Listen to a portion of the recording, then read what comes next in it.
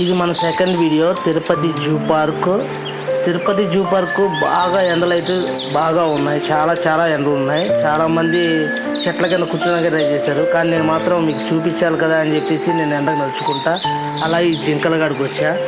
ఈ జింకలు కూడా చాలా వరకు బయట లేవు, ఉన్నాయి 1, 2 అట్లా కనిపిస్తున్నాయి మనకి. అన్నీ ఎండకి చెట్ల కింద పడుకొని ఉన్నాయి. ఇక్కడ చూస్తే మనం ఈ ఫిలింగో పక్షులు చాలా వరకు చెట్ల పైన ఉన్నాయి. చూస్తున్నారు కదా మన జాతీయ పక్షి. మన జాతీయ పక్షి కూడా చాలా నీరసంగా ఉంది ఈ ఎండ దెబ్బకి.